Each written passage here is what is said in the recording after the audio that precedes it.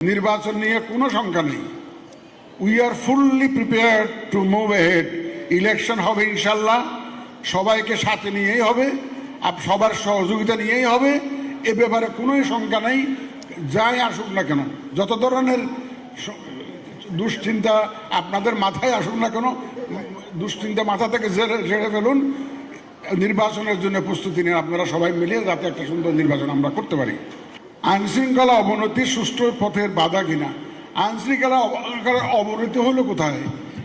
একটু মাঝে মধ্যে দুই একটা খুন খারাপি হয়, এই যে হাজির একটা ঘটনা হয়েছে, আমরা এগুলো বিচ্ছিন্ন ঘটনা বলে মনে করি। এই ধরনের ঘটনা তো সবসময় ছিল। আগে কি আহসানুল্লাহ মাস্টার খুন হয় নাই?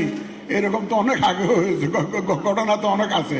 আমাদের কিবরিয়া সাহেব, যে ফরমার ফরেন মিনিস্টার কিবরিয়া সাহেব খুন হন নাই? ইলেকশন আসলে এই ধরনের ঘটনা হয় বাংলাদেশে, এগুলো নতুন কিছু না। সুতরাং আইনশৃঙ্খলা পরিস্থিতির বড় উন্নতি হয়েছে। আপনার 5ই আগস্ট 24-এর সাথে তুলনা করুন, রাত্রে ঘুমাইতে পারেছেন। 4-5 দিন, এক সপ্তাহ যখন থানাগুলো অপারেশনাল ইনঅ্যাক্টিভ ছিল, পুলিশ স্টেশন ওয়ার্ক করছিল না, তখন আমরা যে অবস্থা ছিল, এখন তো অনেক উন্নতি হয়েছে ইনশাল্লাহ। আমরা তো একটা শান্তিতে চলাফেরা করতে পারতেছি, রাস্তাঘাটে চলাফেরা করতে পারতেছি, শান্তিতে ঘুমাতে পারতেছি।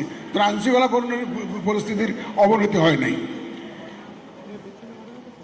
আমরা গতকালকেই তো আমাদের আইনশৃঙ্খলা বাহিনীর টপ ব্রাস যারা, তাদের সাথে সভা করেছি, প্রয়োজনীয় নির্দেশনা দিয়েছি।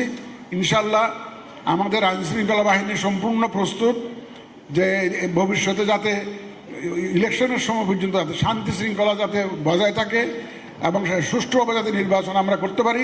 আমাদের আইনশৃঙ্খলা বাহিনী তাদের একদম সম্পূর্ণ প্রস্তুতির কথা গতকালকেই আমাদেরকে জানিয়েছে, আপনারা হয়তো মিডিয়াতে দেখেছেন। ইনশাল্লাহ নিশ্চিন্ত থাকেন, নির্বাচন সঠিক সময়ে সঠিকভাবে একটা সুষ্ঠু সুন্দর নির্বাচন, প্রতিযোগিতামূলক নির্বাচন ইনশাল্লাহ আমরা দেখতে পাবো।